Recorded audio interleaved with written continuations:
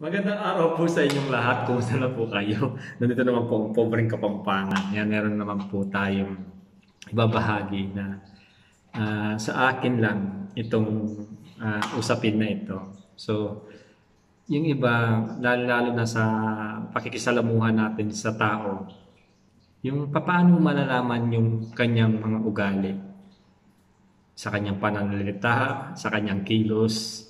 Yan, ibabahagi ko po sa inyo itong mga katangian ng tao, lalo na kapag makikipagsalamuha tayo at ito sa pakikipagkaibigan, alam mo kung sino siya at lalong-lalo na sa kanyang pananalita, sa kanyang yung body language, di ba?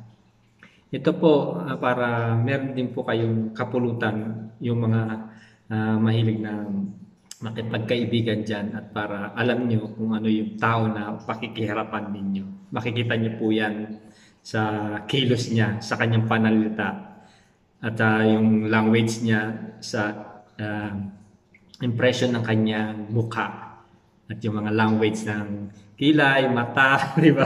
So guys, keep watching po. At ito lamang po sa akin lamang po. So kayo, kung ano yung nararamdaman nyo sa tao, ay siguradong malalaman nyo rin kung ano yung pag-ugali niya. So ito po, umpisahan po natin. Kapag makikipagkaibigan tayo sa isang tao sa unang pagkakataon, napakaraming katanungan sa ating isipan tungkol sa impormasyon na hindi natin nalalaman. Mahirap alamin kung anong klase isang tao, di ba? Yung kaharap natin. So makikita lang natin yan sa kanyang pananalita. Kahit na hindi mo sabihin at ang loob natin ay mararamdaman natin kung magaan ang loob natin o mabigat ang loob natin sa tao. Kasi mararamdaman natin yan kung welcome ka sa kanya. Naranasan nyo rin po ba ito na kahit na walang siyang ginagawa sa'yo, inis na inis ka, di ba?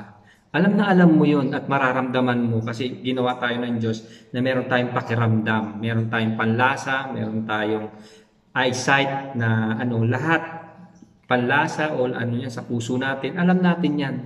So ito, simple lamang po ito na usapin at binahagi ko lamang po sa inyo para alam nyo rin po kung ano yung mga tao na yung makakasalimuha, yung kanyang mga pananalita. Alam na alam niyo kung ano yung ugali niya. Masama ba o hindi? So ito guys, napakahalagang maunawaan natin kung paano tayo makikipag-usap sa ibang tao. Ayon sa mga eksperto, so 15%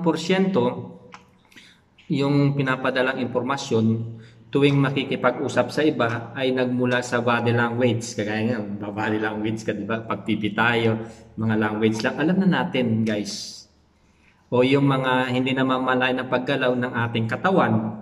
So, 80% ng tone ng boses at 7% lang sa lahat ng aktual na sinasabi natin. Kaya nangangahulugan na ito kapag nakikipag-usap tayo na kahit na sinong tao sa pagkakataon, kailangan nating isangalang ang tatlong batayan na ito bilang karagdagan na kung ano ang minumungkahi sa atin ng itsura ng isang tao. Kaya kung nais mong makakuha na mahigit na kaalaman sa personalidad ng isang tao, diba? Kapag nakita mo sila sa pagkakataon, bigyan mo ng pansin ang mga sumusunod na pahiwatig na ito simula sa ulo hanggang paa. So una, tingnan mo yung mata niya. Kadalasan na sinasabi ng mata, di ba? Makikita natin yung kanta na sa mata makikita ang aking damdamin. Naniniwala kayo doon yun? Kay Roel Cortez po yun, yung sa mata makikita yung na talagang in love ka sa kanya, yung mata mo pumupungay-pungay, di ba? So nasasay ko mo siya na talagang kapag nakita mo siya, ang ganda ng mata niya. Talagang pag pinagmamasdan kayo, nagpapakit siya. Talagang yun, mahal ka niya. Gusto-gusto ka niya. So pag pinagmasdan mo yung isang tao, kapag nakikipag-usap ka, unang-unang, yung mata niya, guys, pagmasdan ninyo, yung nagsisilbing bintana para sa ating kaluluwa, ang susi para malaman kung ano yung tinginan sa mata, yung binibigay ng isang tao. ay yung pagsasang-alang ng konteksto. Halimbawa, ang isang tao ay hindi makaalis ng paningin sa iyo, talagang kikigiyan kang ganyan. Yun ay naiinis sa iyo, guys. 'Di ba? So, kapag tinignan kanya ng mapungay, hindi kanya binaligwasan na talagang tingin niya sa'yo, talagang nangaakit siya, guys. So, di ba? Marami mga ganyan na na language na binigay sa atin ng Diyos na kakayahan, di ba? So, yung iba naman na kapag tinignan kanya na talagang ibaba itaas yun, hindi talaga ma-interest sa'yo. Di ba? Kapag ikaw naman tumingin ng diretsyo sa tingin ng isang tao at hindi nila kayang tumingin sa iyo ng diretsahan, pabalik sa iyo, malamang na kinakabahan sila. Kapag tinignan mo sila at hindi sila makatingin, kinakabahan sila. Kaya meron silang tinatago na lihim sa iyo na, di ba? Kung meron isang bagay na tinatago sa iyo, kaya sa ganon, kapag nakikipag-usap ka sa isang tao, ang titig ay hindi komportable para sa iyo, lalo na kapag ang tingin nila tuloy-tuloy at hindi man lang kumukurap, siguradong ito ay mayroon siyang issue o nagsisinungaling sila sa iyo. So, yung isa pang language na dapat nating pagtuunan yung kilay. Di ba? So, kung nais mo makita kung gaano kakomportable yung kausap mo o isang tao, tingnan mo yung kilay niya. Mayroon 3 pangunahing na damdamin na nagpapataas ng kilay mo. Pagka-sorpresa, pag-aalala, at yung pagkatakot. 3 po yan. Subukan mong iingat ang kilay mo kapag nakikipag-usap ka sa isang kaibigan. Mahirap itong gawan, di ba? O kapag nakikipag-usap sa iyo na itinataas ang kilay, ang napaksang pinag-uusapan ay hindi na nakakasorpresa, nakakabahala, o nakakatakot, malamang na sinyalis na hindi sila komportable. So, isa pa, yung smile, yung, di ba? Mararamdaman mo kagad yung tao na masayahin, na wala siyang problema sa ngiti. Yan, kagaya natin, smiling face. Pero deep inside, kahit na may mga problema tayo, kailangan idaan natin sa ngiti, guys, di ba? Ang iyong labi ay pwede rin yung sinungaling, lalo na. Ngunit ang mata ay hindi. Ang mga totoong ngiti ay umaabot sa mata, lumilika ng kunot noo sa panlabas na sulok ng mata ng isang tao. Kapag gumingiti tayo, ang isang tao para itago yung kanilang iniisip o nararamdaman, di ba? Kaya sa susunod mo na gusto mong malaman ang totoong ngiti ng isang tao, makikita mo yung kunot ng kanilang sulok ng kanilang mga mata. Kung hindi mo mahanap yun, maaring mayroon itinatago ang mga ngiti nila. So, kung isa pa, kung ano yung sinasabi nila, marami silang sinasabi na puro kabalistugan, walang katotohanan. Yun yung mga tao na mayabang, di ba? Nasasayko nyo na kagad. Yung mga tao na sobrang hambog sa sarili, na yung pagkukwento nila, ganun-ganyan. Malalaman mo rin doon sa sinasabi ko yung isang tao na sobrang bilib sa sarili, di ba? Yung kanilang pananalita. Ang halimbawa, yung kanilang pinag-uusapan ay tungkol lang sa mahal nilang asawa o pagpuri sa mga kasamahan nila sa trabaho, di ba? Na ituturing na silang dissenting mga tao, na may mga tao na nakikipag-usap sa iyo, yung mga pinupuri nila, yung mga kaibigan nila, di ba? Pinapakita ng pag-aaral na kapag tinatanaw ng isang tao na mabait na tao, magalang, lalo sa pananalita niya, makikita mo yan, guys. Lalo-lalo na kapag magalang siya, yung pananalita niya, yung mapaumanhin, di ba? Yun yung tao na mabait, mapagmahal, at yung pananalita niya ayos. So, meron din mahusay na pamamahala sa sarili. Malamang na meron din silang katangian na ganito. Gayunpaman, ang kabaliktaran nito ay totoo rin. Sino mang sumasaksak sa likod ng iba o yung backbiter, di ba?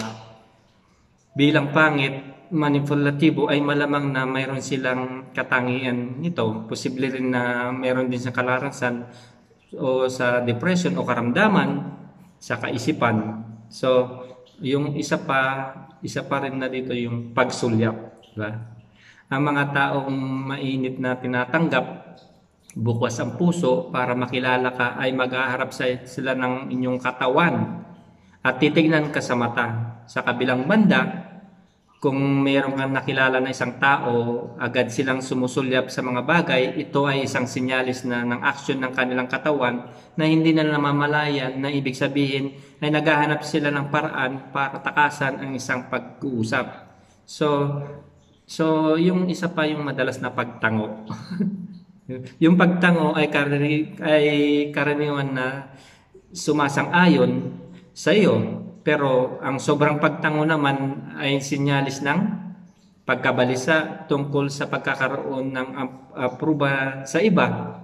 Kapag may sinasabi ka sa iba, tumatango sila ng sobra, nangangahulugan na nag-aalala sila sa kung ano yung iniisip mo tungkol sa kanila, o baka pinagdudahan mo ang abilidad nila na sumunod sa ibinibigay mo instruction. Isang banda, ang kadalasan na pagtango ay maaring isang hindi namamala na pagkilos na nagpapahiwatig ng ibang tao na mayroong ibang bagay na sila na kinakailangan na gawin. Tulad ng isang tao na kapag tumitingin sa kanyang relo o patuloy na humahamak sa susi ng kotse nila.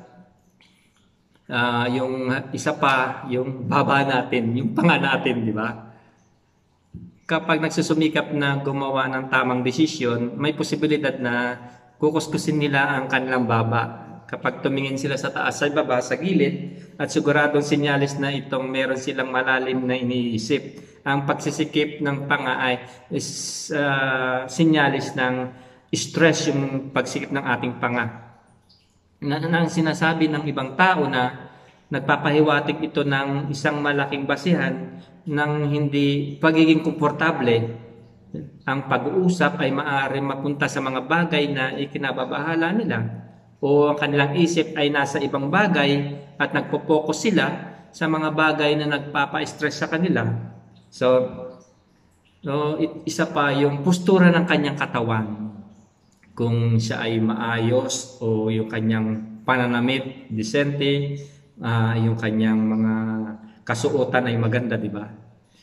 Kung makikita mo na maayos ang dinadala ang kanyang kasuotan o yung sarili niya, ito yung makakapagbigay sa iyo ng ilang indikasyon tungkol sa kanyang kumpiyansa sa sarili.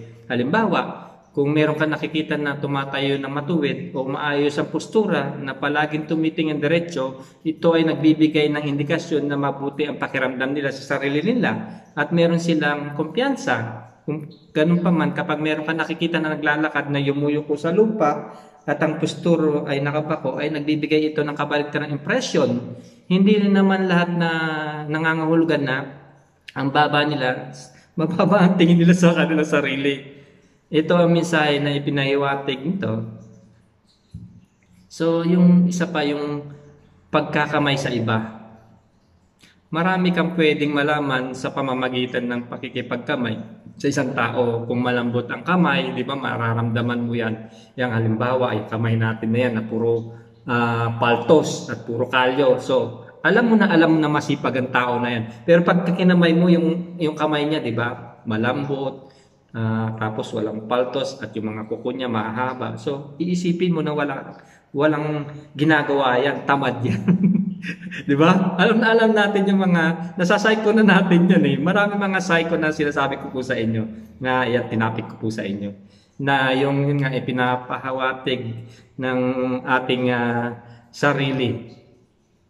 So, marami kang malaman sa pamamagitan ng pakikipagkamay sa isang tao. Kung malambot ang kamay, maaring sila yung mga tao na tamad. Diba? Na halimbawa, isa pa rin na isang kasabihan na kapag ang kamay natin mapaltos, yan, alam natin na masisipag yan, lalo na pag nagtatrabaho tayo sa bukid, diba? yung mga kamay natin puro kalyo, at yung sa mga construction, yung mga kamay natin puro paltos. Yan, alam na alam mo yung mga masisipag at alam na alam mo rin yung mga tamad, guys. So, halimbawa, kapag nakapag-shake ka rin na ganyan, kapag madiin ang kanyang pag-shake na ganyan, yung meron siyang personalidad na matipuno siya, malakas ang pangangatawan. Yung pakikipagkamay din yun ay napaka-importante din. Kapag sobra haba yung pakikipagkamay niya, yan, kunyari, nandiyan sa malayo, nakikipagkamay siya, ay parang kakaiba sa kanya. Kapag ay clean naman, maaaring itong magpahiwatig ng meron hindi pagkakasundo. Posibleng halimbawa, ayan, nakikipagkamay ka, di ba? At kapag ganyan ang nakipagkamay ka, yung parang tinatanggihan mo na siya kagad, di ba? Ayaw niyang magkaroon na ayaw niya na magkaroon ng pakikipag-ugnayan sa iyo, di ba? Yung wala tao sa puso niya na yung kamay niya nakaganyan na parang napipilitan lang siya, di ba? So, pero posible din na nagmamadali sila o wala lang panahon sa iyo na yun nga. Iba-iba kasi mga language o mga yung paano masayko ang tao, di ba? So isa pa, o yung halimbawa, yung nakasandal o hindi, tayo, di ba? Ang isang tao, nakasandal, palapit sa iyo, napapahiwatig na interesado sa mga bagay na nais mong sabihin. Ang pagsandal ng isang sensyales din ng pagpapakita ng respeto sa iba kapag lumalapit ang isa at sumasandal sa iyo kapag nakikipagkwentuhan sa iyo. Halimbawa, dalawa kayo na sumandal sa sayo, at least nakikinig siya sa iyo, di ba? At least interesado sa sayo, lalo na sa mga kababaihan diyan na yung mga girlfriend natin o yung mga boyfriend natin, asawa natin. Kapag sumandal silang ganyan, talagang inaano nila na yung pinipil nila yung pagmamahal nila, comfort sila sa iyo. So, di ba?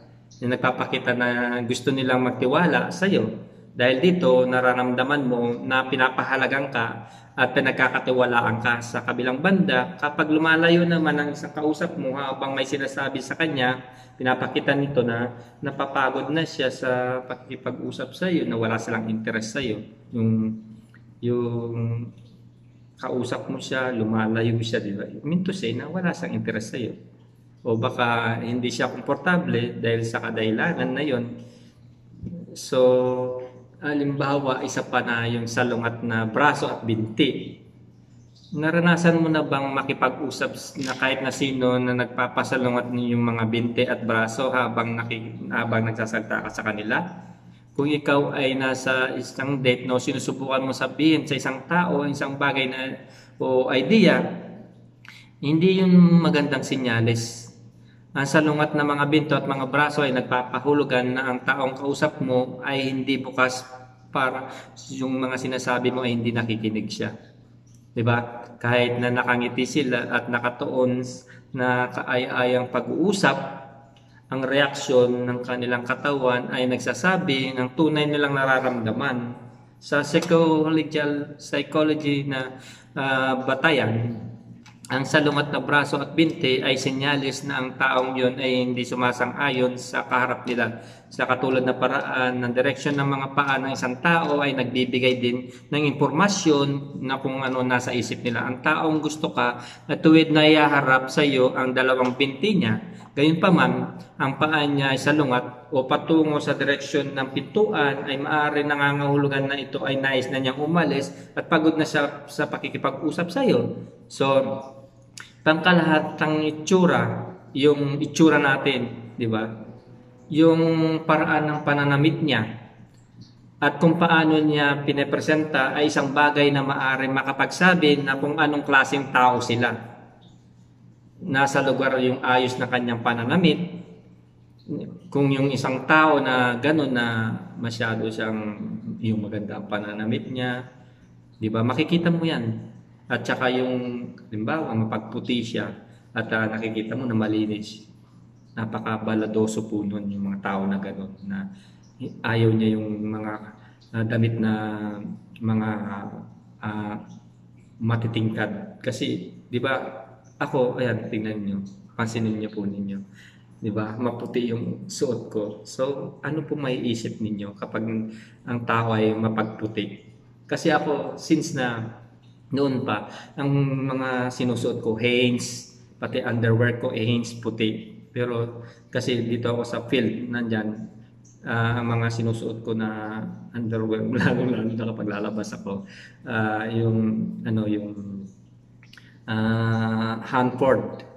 Yan, puti yan. Yan yung mga pinagsusot ko. Kasi kapag naglalaba tayo, di ba, kailangan na alam natin kukusutin at makikita natin kagad yung spot, yung dumi na susuotin natin. So, makikita rin po natin yan sa ating mga kasuotan.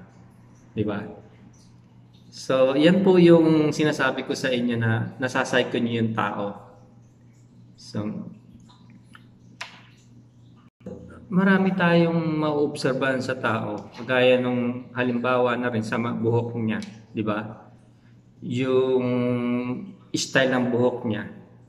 Yan ay kapag ang buhok ay maganda, so mean to say, ang tao na kausap nyo yung kanilang itsura o yung kanilang mga buhok, kung paano nila pinipresenta, na maaari magpagsabi kung anong klaseng tao sila. Kapag nasa lugar yung buhok ng isang tao, ang kanilang pananamit at nagkakaugnay ang fashion style, ay maaaring mga tao na ito ay mabusisi pagdating sa mga detalye. Ang isang tao na magusot yung pananamit niya at ang buhok niya gulo-gulo, ay maaaring malikain o magulo yung kanyang wala siyang direksyon yung kanyang isip.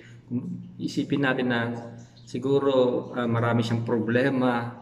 At kapag ang damit niya, yung puro mancha o libag, I mean to say, tamad siya, hindi siya marunong magpahalaga sa mga sinusuot niya, tamad siya na maglinis, kahit ano na lang, di ba? So marami, yun po yung sinasabi ko na masasay ko niyo yung tao, yung kanyang mga kanyang sinusuot, yung kanyang language, yung kanyang pananalita, at mararamdaman niyo po yun. At lalong-lalo sa kanyang pananalita, kung hambog siya. Kasi mararamdaman mo yan yung lalo sa kanyang pananalita, di ba? Kasi kung ano yung lumalabas sa bunganga natin, yun din pag-ugali natin kung ikaw ay mapagmura. Ako po, aaminin ko po ito na kapag naiinis ako na talagang kapag hindi ko napipigilan sarili ko, nagmumura ako. Pero hindi naman lahat ng tao nakakasalunguha ko ay ginagawa ko yun. Pag naiinis lang po. Pag nainis ka, di ba, makakapagmura. So, malalaman mo na galit siya. Dahil nga doon nga sa words na sinasabi niya. Pero may mga talaga na naturally na talagang mapagmura. Lahat ng mga sinasabi niya may mura siya. Gaya natin, sa presidente natin dyan, di ba? Dahil nga, yun, talaga mapagmura siya. Pero, in a nice way naman, sinasabi niya rin kung yung pagmumura niya, kasi siyempre galit siya sa mga namumuno sa kanya, dapat lang sabihan niya yun dahil siya ay presidente, dapat sundan natin po siya. Okay lang po yun, nasa lugar naman po siya. Di ba? Meron din mga tao na kapag yun nga, na yung tao na naamoy mo, yung mabaho, ibig sabihin nun, tamad siya, hindi siya malinis sa katawan. Kasi kapag ang tao malinis, maaamoy mo yan sa kanyang bunganga at sa hygiene, personal hygiene, na alam mo ang tao na yun ay baludoso, malinis. Lalo sa kanyang pananamit, sa kanyang amoy, at sa kanyang katawan. Makikita mo ang tao talaga na talagang malinis yan. Unang-una ako, nababad trip ako lalo sa hininga. Ayaw na ayaw ko yun. Kapag nakaamoy ako ng mabawang hininga, you mean to say, ikaw ay bad. Bad prep. At saka kapag may putok ka, you mean to say na tamad ka na maligo. Yun, di ba? So, isa pa guys, itong na to, masasay ko mo ang isang tao.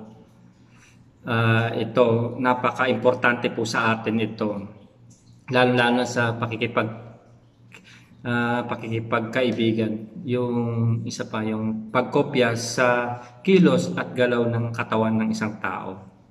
Kapag ikaw inidolo ka niya, you mean to say na ikaw ay kanais-nais idolize ka kasi maganda yung pinapakita mo, yung pagkatao mo ah, maganda. Pero kung ikaw hindi ni-idolize ng mga kasama mo, mga kaibigan mo, yung hindi say ikaw yung masamang ugali. Di ba?